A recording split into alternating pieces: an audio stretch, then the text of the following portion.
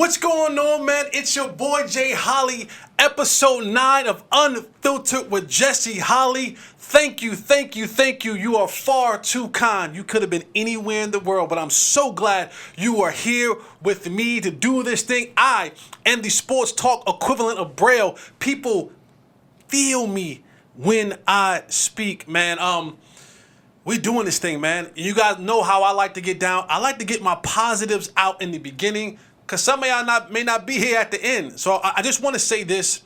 I have been pushing and just living on this premise of gifts, living on this thing of getting the good people around your circle. I don't know how else to say this, but to be absolutely blunt and straight up when I say it. A lot of people, a lot of y'all, and I'm guilty of this too. And I never want you to think I'm saying I'm talking at you. I'm talking with you, because a lot of stuff that I'm talking about, I've lived it. And I want to make sure that my mistakes and my hurdles and my things that I went through, maybe you don't have to go through some of those things. Maybe I can give you a little bit of information to help you out with those things. But a lot of you, a lot of us, we have to be willing. I heard a thing today from Steve Harvey, and take it however you want to take it. I think Steve Harvey has some good and some bad about him, but some, mostly good. And Steve Harvey talked about taking the jump. He talked about living on this proverbial cliff of life. And most people are afraid to take the jump. And on the other side of that jump, he said, God give each and every one of us this parachute. Now, the thing about a parachute, that it's always going to stay inside of the vest or inside of the bag until it is pulled. Most people only pull the parachute after they jump. And what's great about the parachute is that the parachute has been packed and put on your back by God. And I don't know about your life or my life. And here's a funny thing. I don't care what God you believe in.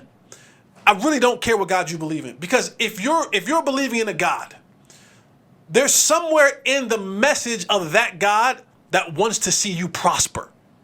If the God that you believe in has no way, shape, or form, I believe in my Lord and Savior Jesus Christ. Believe in whatever God that you want to believe in.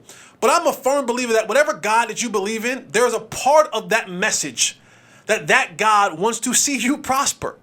But it's going to take a leap of faith. You're going to have to get outside of yourself, get off that proverbial cliff and jump.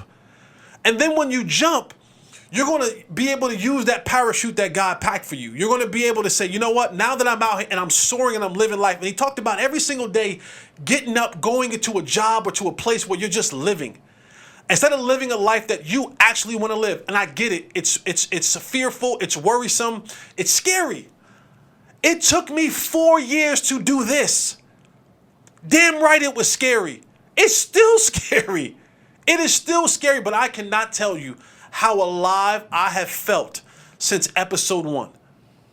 I cannot tell you how fulfilled I have been since the initial conversation with me and my business partner about doing this. And I've helped, and you've helped so many other people grow and live their best lives. It's time for you, beloved, to live your life. So if you're on that proverbial cliff, thinking about jumping, go ahead and jump. Take the jump. Take the leap of faith. Go ahead and live the best life. And it's going to be failures. It's going to be bumps in the road. You're going to scrape your knee. You're going to mess some things up. We mess some things up, right? We mess things up. We had a 2-hour meeting the other day about things that we want to improve. And that's fine. But we're doing it. And every single day that you do it, you get closer and closer and closer to that thing being ultimately successful. Because whatever God that you believe in wants prosperity, wants happiness, wants joy, wants you to live a life, your best life. And you can't do that living a mundane life. So if you're thinking about making that leap, that jump, go ahead and do it. Go ahead and do it. I am a living, breathing example of telling you, you'll feel better about it. And it's still going to be scary. And I still don't know. I'm going to take you behind the scenes. I was fired. I lost a job a few months ago, which was the bulk of my income. Now, I've been blessed in my time, but jumping into this and not going to get another job right away, I said, you know what? This is my time. This is my moment. I need to take this thing by the horns and jump. Where is it going to go? Don't know. I don't know. I have no clue. But I know that I am working my tail off. I know that I'm walking in my gift. I know that I'm leaping and trusting God that when I pull that parachute, that the parachute that he packed for me is, and I'm a soar. And this thing is going to the top. I believe that. But I'm missing a whole lot of money. How bills are going to get paid, how things are going to get paid, I'll figure that out. I have enough other stuff going on that I'll figure that out. And maybe I don't have a chance to live that life that I lived prior to. That's cool. I've never felt more alive than I do right now. I am walking and living in my purpose. And if I can give you anything in the world today, I don't care about the sports content. That's great. That's extra. When I'm done with this part, if you hit stop, I've done my job. You've heard the message. But I want to tell you that it's important. Stop living day to day, mundane, hating to go into that job. Quit it. Start that passion. Chase that dream. Walk in your gift. Take the jump. All right, man, let's get into this sports stuff. We got football. The Cowboys take on the New York Football Giants this Sunday, prime time. Sunday night football. 0-0 NFC East division opponent. As someone who's played in this, I grew up in Jersey. Shout out to Roselle. I've watched this rivalry for a long time. Never was a Giants fan. Became a Cowboy. And I lived it. I played in it. I lived it. I played in it. And this is one of the toughest rivalries that you're going to play in. When you get the chance to play your division opponent, you play this opponent every single year, twice a year. They know you. You know them. They build their draft. They build their team on how can we beat the other three teams in our division. And for a long time, the Giants have been kind of the bottom feeders of the division. And so this game where you got good on good. I think you got two really good coaches. I think you got Brian Daboll, you got Freaky Mike McCarthy. That's what I call him. I call him Freaky Mike McCarthy. You got a really good quarterback and a decent quarterback. You got a good running back and a really great running back in Saquon Barkley. I mean, there are matchups all over this field. DeMicah Parsons and Tank Lawrence and Dexter Lawrence and Leonard Williams. There's a ton of matchups that go on in this football game. And I'm excited to see it. I'm excited to see what this new look offense, the Texas Coast offense for the Dallas Cowboys looks like. We didn't get a chance to see it in the preseason. Mike McCarthy decided to say, hey, you know what? My guys have worked really well in the offseason. They have worked really well in training camp. We don't need to go out there and showcase our whatever in preseason. So a lot of the starters did not play. And the Giants, they're going into year 2 of this Brian Daboll era. Daniel Jones era. And they have some things to prove. Saquon Barkley wanted some more bread. It's a shame. It's a shame. It is a shame what they do to running backs. But Saquon, one of the best backs in the league, it's going to be a good matchup. The one thing that I believe, and it's already happened, that soured this matchup a little bit is the injuries. The one worry that we had coming into training camp for the Dallas Cowboys was, will this offensive line hold up? I.e., for the most part, it was Tyron Smith. Zach Martin held out for a little bit, got his bread. He's back in the fold. But earlier this week, Tyler Smith, hamstring. Doubtful today. Now, you understand when you're doubtful on a Friday? Whew. Doubtful on a Friday is not a good look. As someone said to me earlier, my friend Bobby said to me earlier, doubtful on a Friday is when you start finding scriptures and prayers to tell people about healing. Because that's what's going to get you to Sunday. You need a supernatural intervention. You need Jehovah Rapha. You need the God of healing to step in to kind of, if you doubtful on Friday. Not questionable. If you doubtful on Friday, you probably won't play. Tyron Smith rolled his ankle, so now your entire left side of your offensive line is banged up. Even if Tyler Smith plays, he's limited to what he can do with the hamstring. And then Tyron has the ankle. Tyron has kind of been a walking injury report for the last 6 or 7 years. Does he finish the game? Don't know. We'll see. But that's going to be something that you look at and go, is this a factor in this game? Because the Giants, where they are strong at, is defensive line. It's a very unique matchup because the Cowboys are light a little bit in the offensive line, and the Giants are light in the offensive line. The Cowboys, really good defensive line with Micah Parsons leading that bunch, rushing off the edge.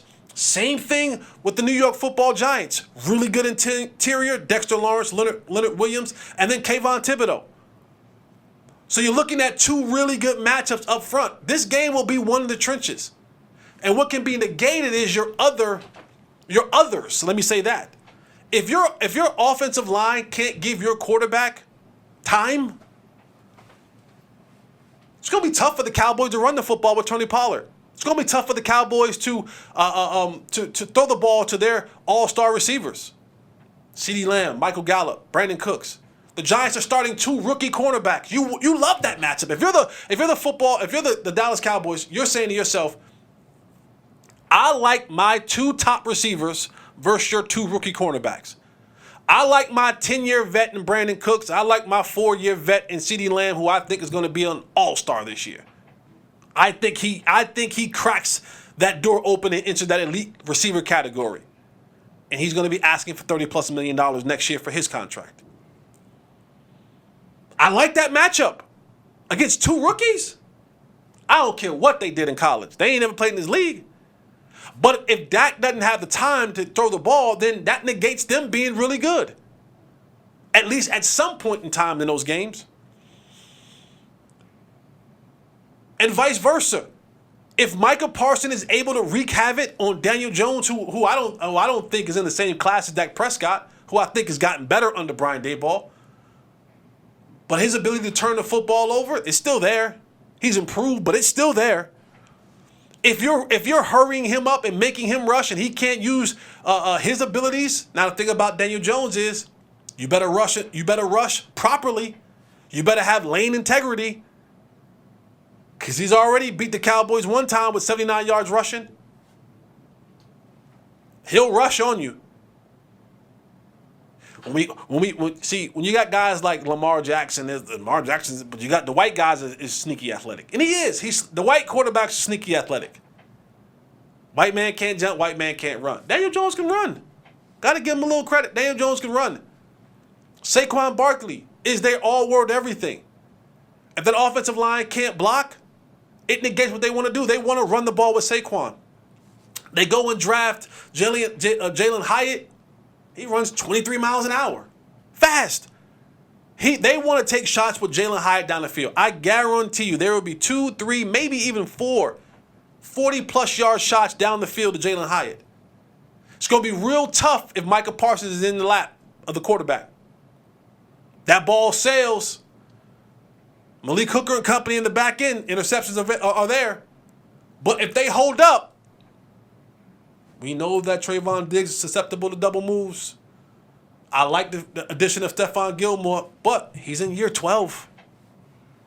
He ain't a spring chicken. He can't run with these young boys.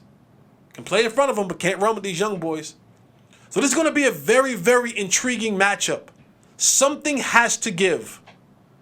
The Cowboys have been 0-3, opening up the season on the road.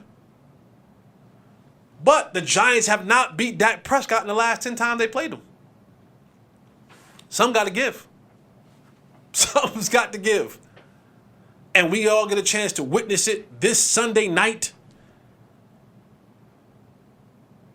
I'm cross-promoting. You can see me on A to Z Sports doing the pre-halftime and post-game show with my guy, Sky Walker.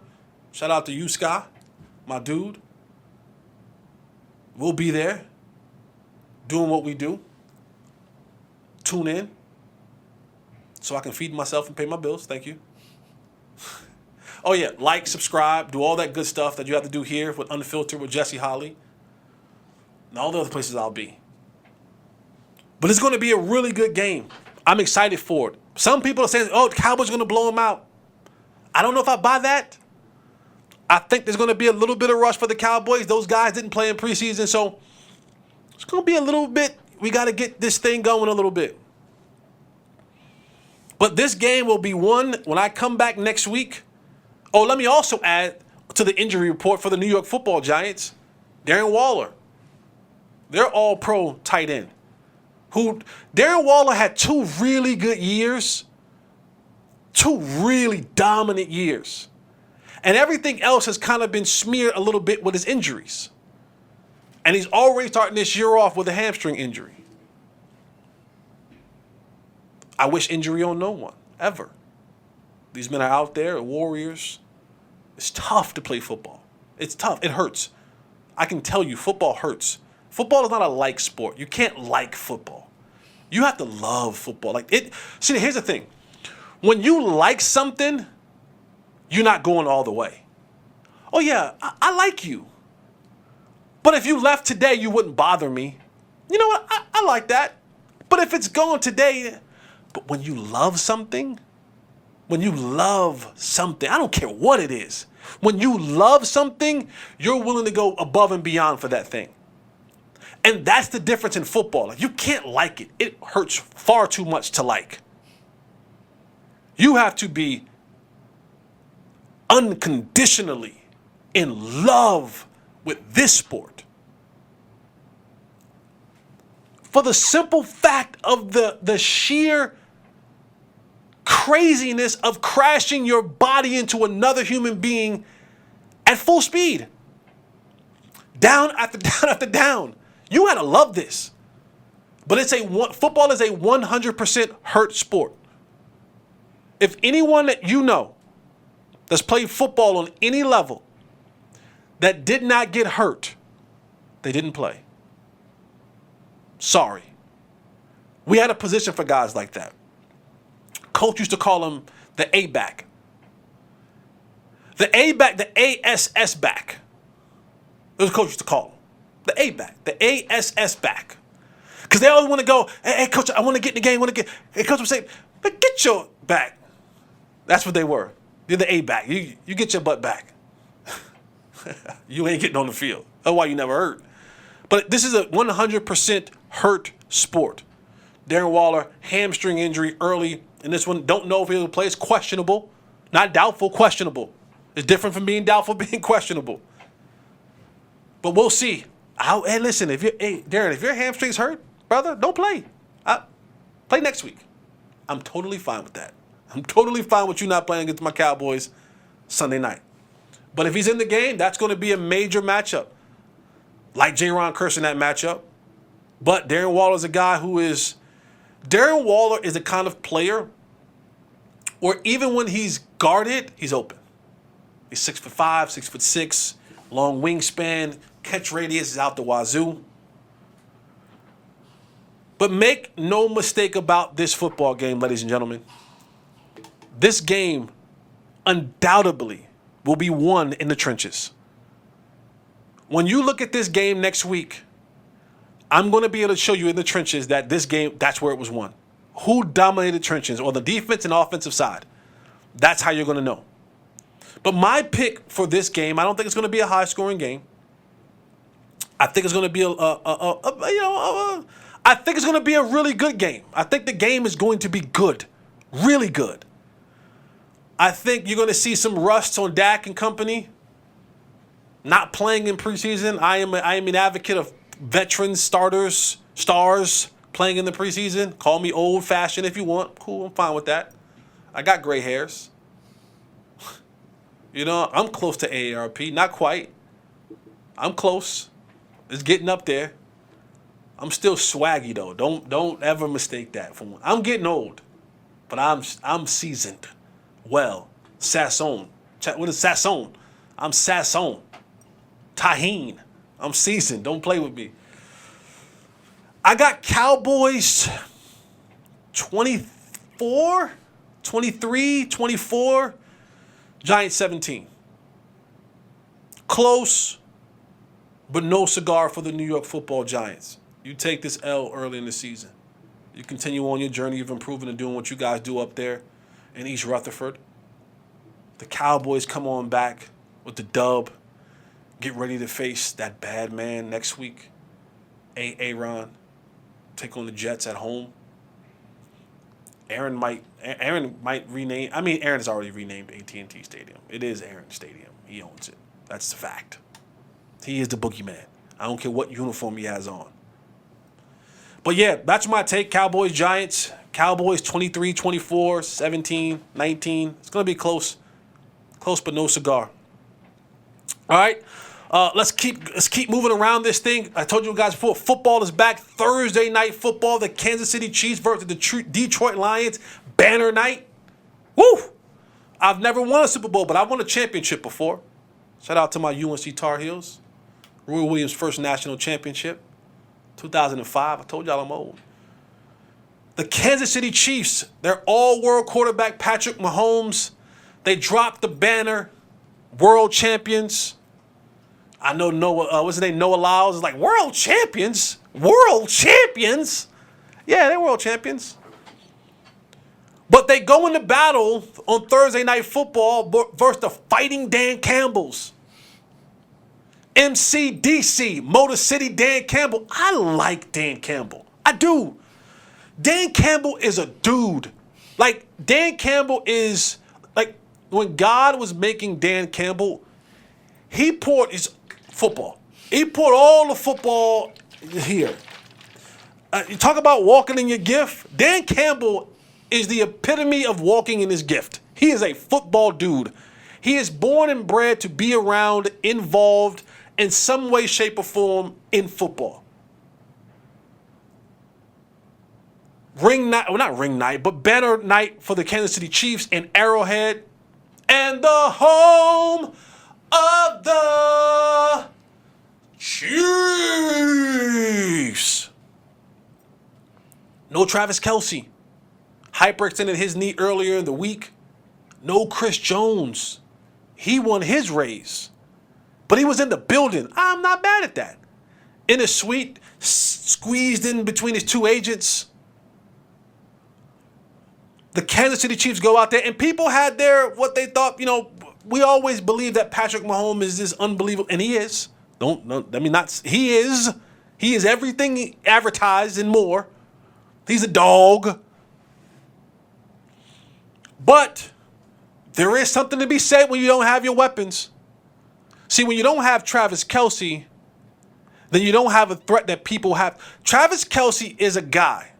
And you ask any player in the National Football League, offensively or defensively, when you break the huddle, when Kansas City offensively breaks the huddle, you know what defense is saying? Where's 87? Where is he? Because we want to know, even if he's not my man, if he's not the guy I'm personally defending, I want to know where he's at. When you break the huddle, you're looking for 87. And that changes everything else that goes on around you. More guys, when 87's on the field, the attention that he gets, it allows other guys to get open.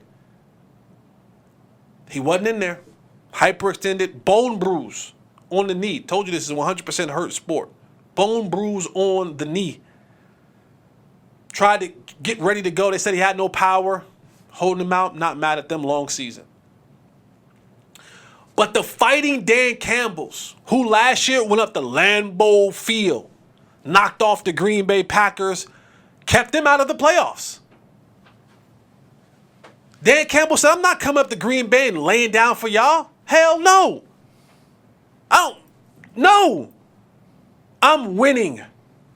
Knocked off the Green Bay Packers, go up there to Arrowhead this year, knocked off the Kansas City Chiefs. Now, I'm not going to say now. They knocked off the Kansas City Chiefs. They played who they were presented. Travis Kelce's not there, not their fault. Chris Jones not there, not their fault. They played who they put on the field. The Fighting Dan Campbell said, whoever y'all put out here, Kelce or not, Jones or not, we have to play y'all. We didn't ask for him to be hurt. We didn't ask for him to hold out. This is what y'all march out. This is what we have to play. And they played. They played hard. They played physical. They played inspired. They got a little bit of that Dion in them, that Midwest going on up there, that Detroit, Colorado. We believe. What I love about Detroit, and you don't see this much in pro sports and even in college sports anymore, most organizations, GMs, front office people, they're giving you very little time to turn a program around. They don't give you that much time anymore. You get 2, maybe 3, then they're looking for the next name or the next guy, hoping that they can get that quick turnaround, getting their team to relevancy, which Detroit hasn't been in. I mean, damn. I don't know. I ain't that old. How old is Barry? I mean, Barry said, and even then, there was kind of, they had good moments with Matt Stafford, Megatron, but they were never like that. But they've given Dan Campbell a chance to come in and implement his style, draft the players that he wants to fit his style, and he's reinvigorated this Detroit football. Detroit's game next week sold out. Sold out football in Detroit, Michigan. You can't say that a lot of times where it's a legit sellout, when you can't get tickets to a lot of their games. I think they're sold out for this season. That's solid, man. That's solid. So shout out to Dan Campbell, his staff, his team. They're tough. If you beat the Lions, you in a fight. Sold out for the year, right? Sold out. Get it on the second market. Hand-me-downs. Outside the stadium. That's big. For a team that really hasn't done, and they're not Super Bowl contenders, but if you beat the Detroit Lions, you're in a dogfight. You might win, but you when you black eye, bloody nose, busted lip, you're gonna know you were in a fight. But the thing about Dan Campbell is he has those dudes believing. He has set a culture, he has set a standard of how they should play, how they should act, how they should carry themselves. This ain't your mama Detroit's Lions. This ain't your daddy's Detroit Lions. This is a new era of Detroit Lions football. They beat the Kansas City Chiefs. No ifs, ands, or buts about it. Mike Tirico, you can't say there's an asterisk because Kelsey and Jones didn't play. No, you can't say that, bro. You can't say that. They played. Those other guys get paid as well. Now, some of them on the Kansas City Chiefs who got paid to play in that game probably should get their check back. Talking to you, Kadarius Toney. I am talking to you. Not having Travis Kelce, you need the others to step up. Now, Kadarius Toney missed a lot of training camp, all of preseason, recovering from a knee injury. No excuse. You play, you're supposed to perform. As a professional, I told y'all earlier in the week, they should change the stat. If the ball hits your hands, your chest, I shoot you if it hits you anywhere in there, catch it. Kadarius Toney dropped the ball 4 times last night. They could not catch a cold. They couldn't catch COVID in Kansas City. They couldn't catch nothing in Kansas City. And when you can't make plays, it's going to hurt your quarterback. It's interesting, though. Patrick Mahomes throws the ball to Kadarius Toney. It goes right through Kadarius Toney's hands, into Branch's hands, the defensive back of the Detroit Lions. Pick 6, touchdown. You know what the national media said? Come on, Kadarius, you got to catch that. Noah Brown got hit in the chest last year with a pass against the Jacksonville Jaguars. The Cowboys lost the game. Pick 6. You know what the national media said? Dak Prescott throwing too many interceptions, too many turnovers. It's always funny how the narrative twists. Patrick Mahomes is all world. He gets the benefit of the doubt. Kansas City Chiefs, 0-1. Now I don't know when they'll come back, but they're still my Super Bowl favorite coming out of the AFC. But great game of football last night, man. Dan Campbell, kudos to you, brother. Kudos to you, man. You have built the culture there. I don't know how this thing is going to turn out, but I know that you have a tough, gritty, Detroit-style, Motor City General Motors, rugged, grizzly, Timberland boot, Carhartt, tough football team. And that's admirable. I don't know how it's going to work. I don't know how it's going to end up. But I like the start. I like the start. Dan Campbell and company. Talk about some money. Some deals got done. Talk about petty. Here's a little petty from the Cincinnati Bengals, who are kind of almost, I wouldn't say rivals, but they beefing with Kansas City. They beef. They like, yeah, y'all think y'all better than us. Kansas City, they are, but they beef. That's a good little matchup. I like it. Two young not young, but the young Joe Burrow, Chase, and company. They waited right before kickoff to announce that Joe Burrow now becomes the highest paid player in NFL history. They didn't do it the next morning. They waited till the NFL kickoff and they said, Kansas City, you're not going to get the headlines. World champions. We're going to drop it off. Money. New deals. Joe Burrow, the richest contract in NFL history. 55 per? 54, 55 per. It's a lot of bread, man. Lot of bread. These quarterbacks, I love it. I love it. Get paid, young brother, get paid. And Joe Burrow's worth it. Has set the market. $55 million a year. Woo. That is, man. Now, there's a couple other quarterbacks that are coming up. And the thing, you know who's underpaid? Not to go back, but Patrick Mahomes underpaid. Let's be real. Like, I know he signed for $500 million a couple years ago, but like, he's underpaid. If anybody can go back to the table and say, hey guys, let's redo that deal. But Patrick Mahomes, team-friendly deal. Want to get guys around him. Pay Chris Jones. Maybe he'll come back, help him out. But Joe Burrow, the Cincinnati Bengals, changed the landscape of how quarterbacks will get paid. New TV money coming in 2024 will allow these quarterbacks to demand that money now. Will allow them to demand that money. Now, I know Dak looks at this contract. Now, he ain't getting that much money in Dak Prescott, but it does go and we go, well, you got to pay me a little bit more now. You can't pay me what numbers are going up. What Fat Joe say? Yesterday's price is not today's price. I love it. Get paid, brothers. Nick Bosa, we talked about his deal. He has the richest defensive player contract in NFL history. He is now the only non-quarterback player to get $35 million a year. The numbers all haven't come out yet, but he's around there. Non-quarterbacks, 35 plus.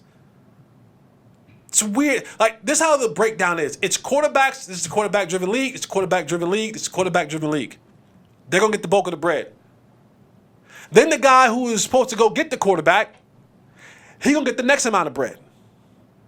Then the left tackle, who's the premier position in the offensive line, because most quarterbacks are right-handed, he gets the next amount of money to protect the most amount of money against the second amount of money.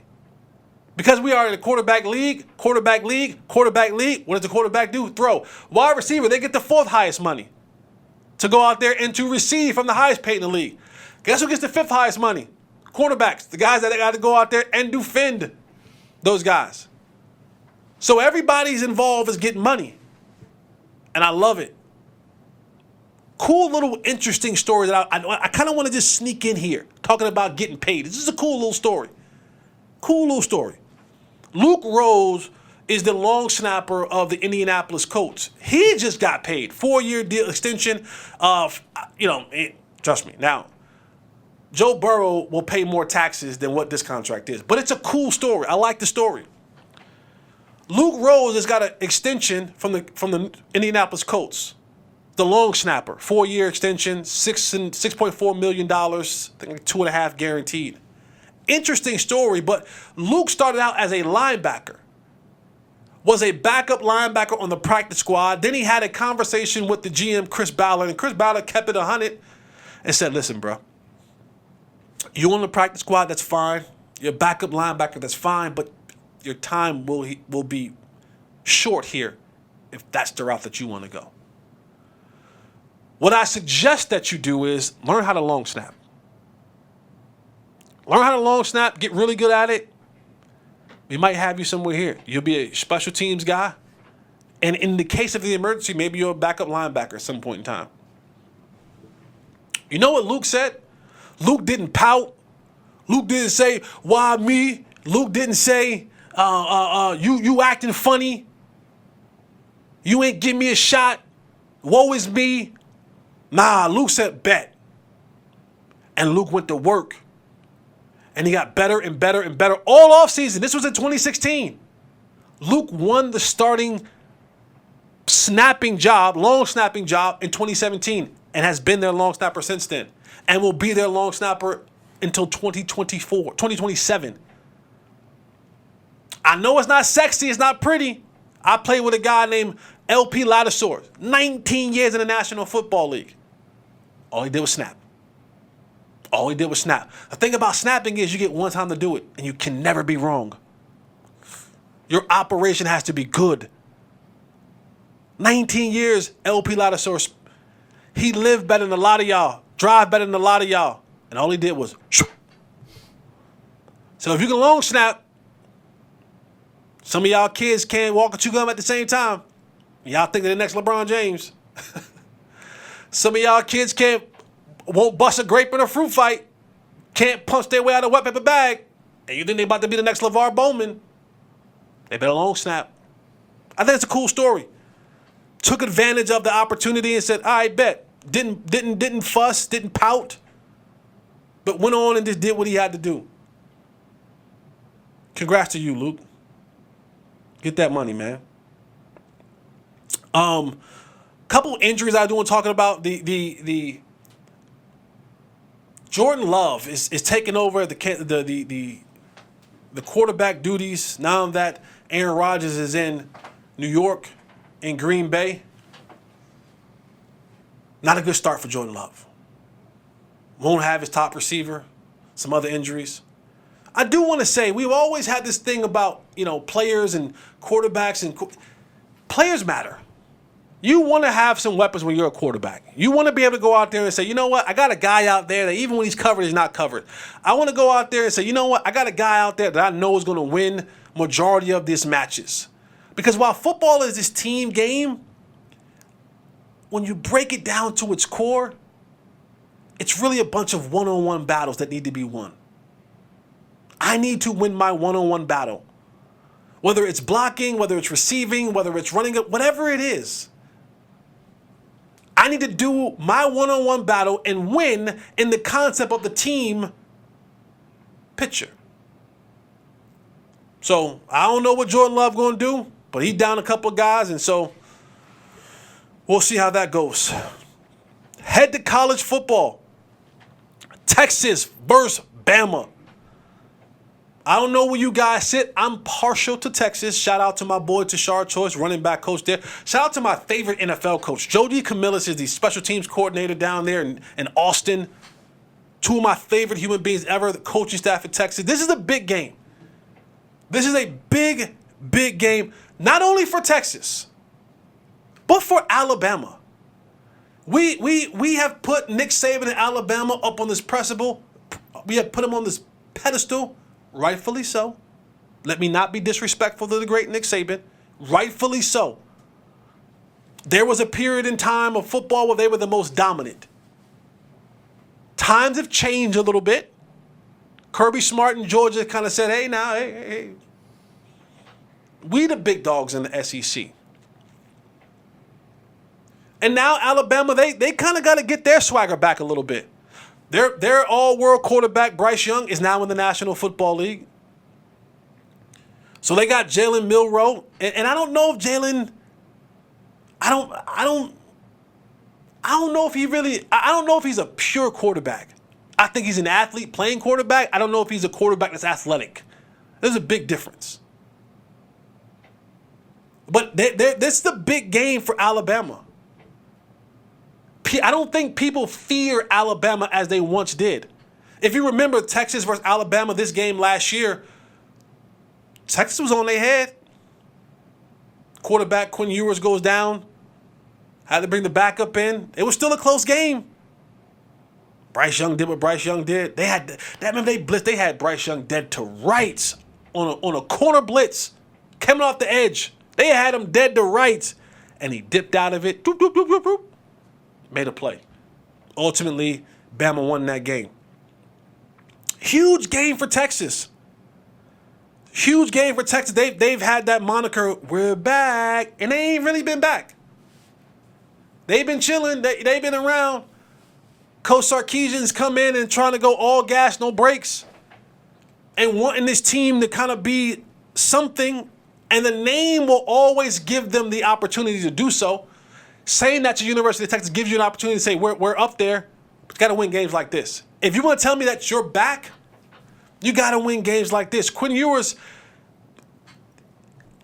I don't envy you.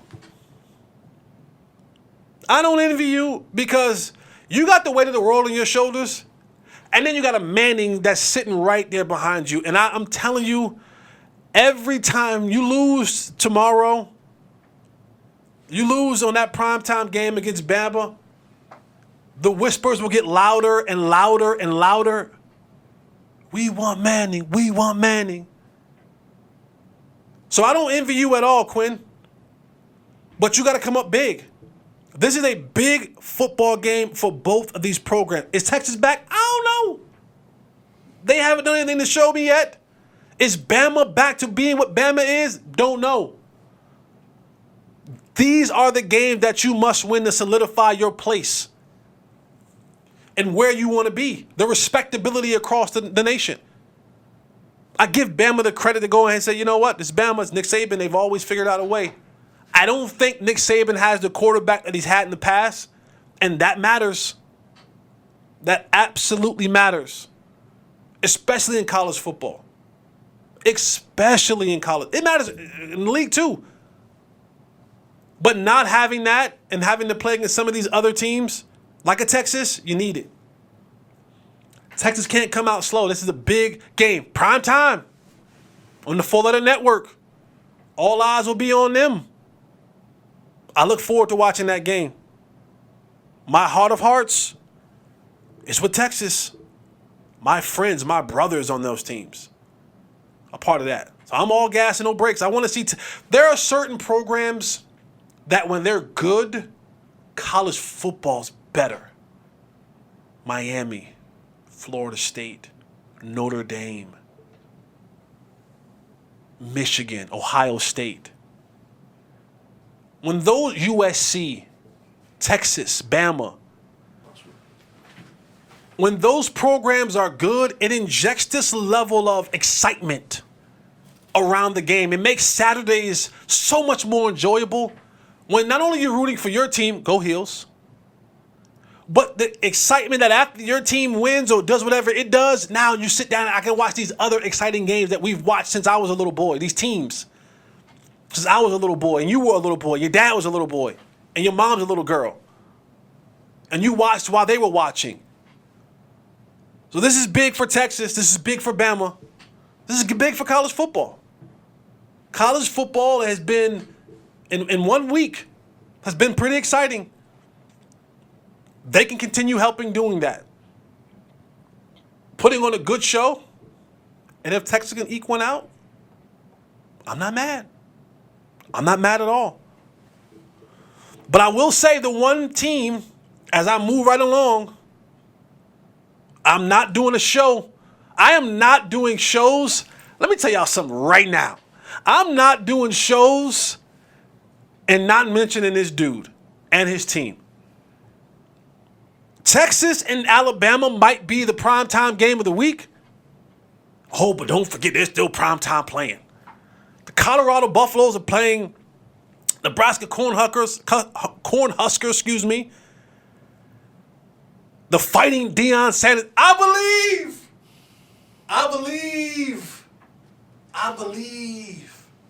The slogan for this week for the Colorado Buffaloes, it's personal. Funk flex growl. It's personal. Matt Rule, he needs a big win. Lost his opener. But this is this week for Colorado, honestly, is bigger than last week. You can't get up the hype of what it was last week and then let down and lose to Nebraska at home. That place is going to be jumping. There's already clips out right now of all the stars that are just roaming around their TOs and stuff like that. They're around. And that's good. You want those kids to be around that. You want them to feel that. That's great for recruiting. They'll have two top recruits there this weekend, quarterbacks. Number 1 quarterback in the country will be in Colorado this weekend. Deion said, "We coming." I love it. He said, "We don't have next, we got now." They've moved up 22 in the rankings of college football. Big game. Deion is doing something in college football that has not been done. Ever. Ever. Let me repeat that. Ever. There has been more bets. This ain't Jesse making this up. This is real deal Holyfield. There's been more bets placed on the Colorado-Nebraska game. One college football game. Coached by Deion Sanders. There's been more bets placed on that game alone than all the National Football League. Did you hear what I said? Listen to the words that are coming out of my mouth. There's been more bets placed on Colorado versus Nebraska, one collegiate football game, than all of the National Football League. 90% of that action's on the Buffaloes, too. So if you're betting, 90% of the action is on Buffalo. The cash cow that is the National Football League. The dominating leader in viewership, in attendance, in fandom is getting out-bet by one college football team. Deion has done something in Colorado, in Boulder, Colorado, that has never been done before. And the hype only grows the more he wins. This game is big. This game is big. And I know there's some media pundits that come out and say that, that they should back the Brinks trucks up. If you're the National Football League, if you're a franchise, you should back the Brinks truck up to hire Deion Sanders. Deion has been very clear with saying, I don't want to coach in the National Football League. Could have been done that. I like where I'm at. He enjoys coaching his son. He enjoys recruiting. He enjoys, be honest with you, he enjoys the ability to do what he wants to do. And that's okay, because his wanting to be in complete control, no different than Nick Saban, no different than Kirby Smart, no different than Steve Sarkisian, no different than Lincoln Riley, Dabo Swinney, or any other college head football coach. Nick Saban does whatever the hell he wants in Tuscaloosa. He has full control over that football program in Tuscaloosa. Kirby Smart does whatever the heck. I gotta say heck now. I gotta stop saying hell and damn. I don't say curse words, but I gotta stop saying that because Sister Cassandra, I hear you. She told me I gotta stop saying something. I hear you. Fresh love. Kirby Smart does whatever he wants in Athens. They speed them cars up and down Athens all day. They don't even get in trouble no more. You got to put governors on the car. You got to get governors on the cars in Athens. They all speeding. Everybody got a Hellcat. Everybody got a fast car in Athens. Steve Sarkisian does what he wants in Austin. Lincoln Riley does what he wants in SoCal. Deion's no different. I think college coaches like that ability to do so. Even the ADs and the presidents of the school, they may hold a higher position, but you won't hold a higher position. Like, you're not Nick Saban's boss, you're his partner. Especially when he's winning. You're not Kirby Smart's boss, you're a collaborative partner. How can we make this thing work, Kirby? You're back-to-back national champions, going for a three-peat. You think you generate $300, $400 million a year for our university. Deion has generated so much money for the University of Colorado University. I keep getting them confused. The Buffs. There's a partnership. Rick George and Deion has a partnership. The AD and they have a partnership. But he has generated so much buzz, and I'm excited. I know you are. I know you'll watch. I'm talking about him. This team has 2 Heisman hopefuls on it, Shedeur and Travis Hunter.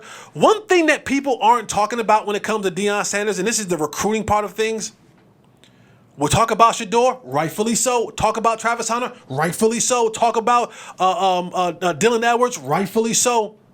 Horn Jr., rightfully so. Deion Sanders, rightfully so. Deion has the number 1 quarterback in the class 2023 on the bench. He has the number 19, was it number 19, 14 player overall, number 1 in his position in the country last year on the bench. And he's just saying, like, when he's ready, he'll play. No rush. When he's ready, he'll play. To think about, you have all-world Travis Hunter that can lock up on either side of the ball, and you got the next one on the other side who hasn't even gotten in the field yet. You're just waiting to unleash him sooner or later. I love it. Deion said it's personal. Cormani McClain's his name. The number 1 corner in the class 2023 on the bench. Deion said he got to get ready. He has to understand football. And I love that. I love that. And Deion has so much love for these kids. So much passion for the game. Like, you look past the glasses and the hoodies and the hats and the gold chains.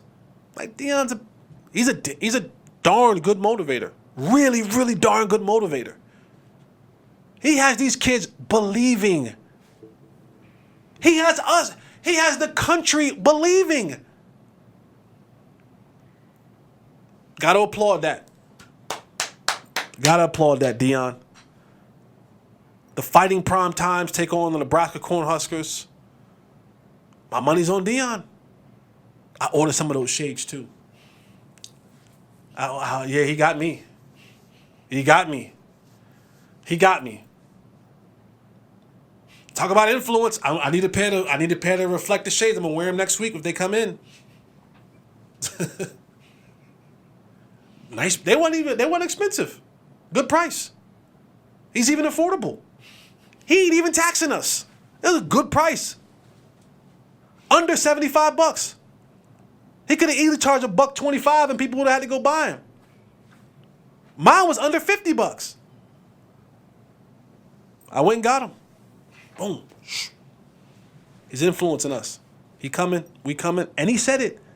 The luggage is Louis. All right, finally, before we get out of here, Tay, when we do this shot right here, close up. You have to do it now. However you got to do it now, this is the close-up shot. Because I'm joyous and I'm joyful and I'm excitable. I'm normally happy. But what I detest, what I hate, what angers me is BS. And the BS that's going on now with the NCAA, and I get it. Some of you may say, Jess, you're biased. You're showing your bias. Tuck in your Carolina blue has nothing to do with that. It just so happened that this is my university. Unless you've been living under a college football rock, you've heard about the NCAA first denying Tez Walker the opportunity to play in his opening game, and now they've come out and said that he is ineligible for the 2023 season. NCAA, you're foul. NCAA, you're wrong. NCAA, you are horrific in this decision. Let me give you a quick backstory on this. Tez Walker originally started his career at the University at North Carolina Central in Durham, North Carolina. They canceled his season due to COVID. Canceled it. He transferred with the written okay and permission of NC Central to transfer. He went to Kent State, played 2 years at Kent State. He lost his head coach and his offensive coordinator. Sidebar, that head coach is now in Colorado working for Deion, the Kent State head coach. During his time at Kent State, his grandmother, who he took care of for a large majority of his life, grew sick. He began to have some mental health issues and decided, I want to get closer to home. Transferred to the University of North Carolina before the NCAA changed their transferring rule. Both North Carolina Central and Kent State both signed off and approved on the transfer to North Carolina. After he transferred a couple days before school, the NCAA ruled him ineligible to play football this year because of the 2 transfer rule. NCAA, you are foul. Charlie Baker, the president of the NCAA, you're a foul. And you're a coward. And your staff are cowards. Because you sit there and you talk all the time about it's about the athlete. You sit back and you talk about how you want to take care of the athlete and how you bought in and buy into this mental health thing. And how you sign off on all these other 2-time transfers. But then all of a sudden, y'all just wake up one morning and decide, well, in this case, we're not going to do. That's foul. You've now put this kid's future in jeopardy. For what? And you try to make yourselves holier than thou and say, we're about the student athlete. It's about the student athlete. It's about the money for y'all. Y'all are money hungry and you're foul. And this is wrong. And Tez Walker and the University of North Carolina and company should sue the hell out of y'all.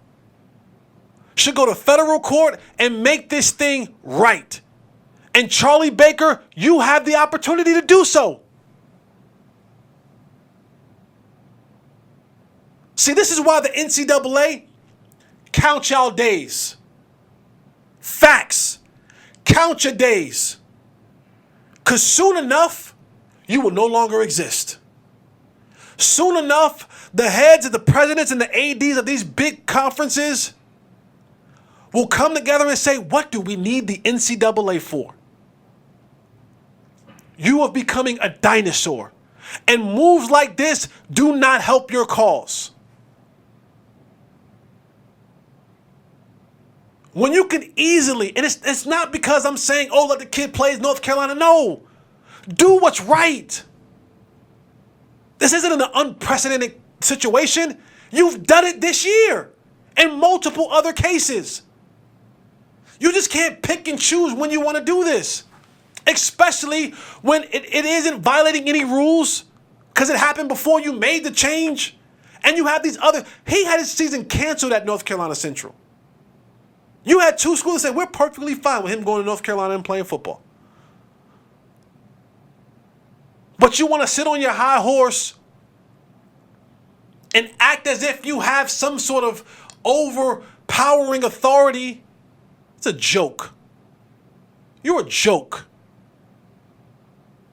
And you look funny in the light. And this is wrong.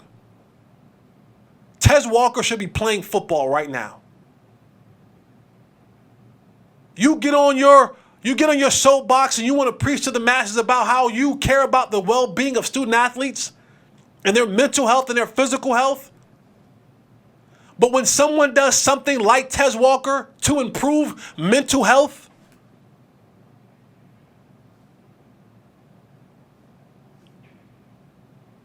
you ain't on it no more.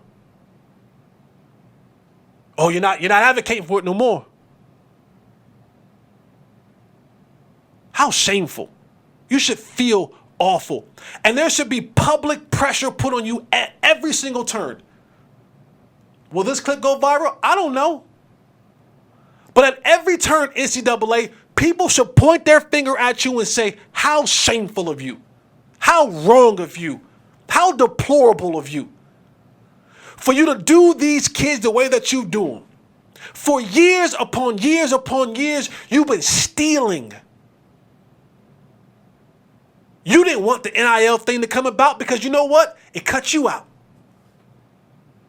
See, now that the kids can get a little bit of money, you ain't important anymore. You wanted to keep that so you can keep control of how you navigated things, and now it's no longer there. And the last little bit of control that you got, you won't even know how to flex it right.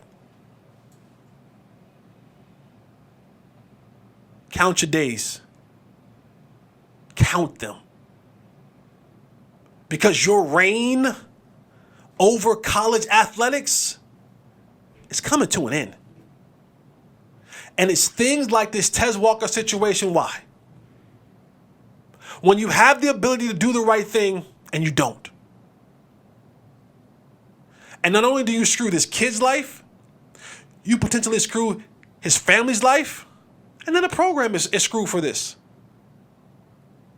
You're wrong. You're wrong. And you had every chance to make it right. And you doubled down on stupid. And that's foul. And whatever bad things come about for you, the NCAA, you deserve it. Tenfold. Do better. All across the board. Don't say you care about these kids when all you care about is the money. Don't talk about mental health and being an advocate for it when you don't help. When you do more harm than good. And this is another blatant example of that. I hope Tez Walker and the University of North Carolina sue the hell out of y'all. I hope it goes to court. I hope you get overruled, and I hope that there is it's smushed in your face publicly in front of the world to see that you tiny little man have no more power. Do right. This is foul. All right, man. That's it for me. Thank you all for joining me. I appreciate you. Like, subscribe, tell a friend to tell a friend. Unfiltered with Jesse Holley. Man, I feel so alive. Woo! Friday night. Y'all gonna see this Saturday. It's all good. I'm here with y'all. I'm grinding, man. That's what I'm saying. This is it. This is the love right here. And if you stayed to the end, thank you. I appreciate you more than you would ever know. You are the parachute. You are the parachute of my jump. You help me soar. Like, subscribe. Mr. Fourth and Long on Instagram, Facebook, Twitter. Holler at me. Fanatics View. Like, subscribe. Do it all. I love you guys, man. Thank you. Remember, never let anyone tell you that your life, never let anyone tell you that their life is better than yours because it's yours. Eliminate the contingencies. I'm out.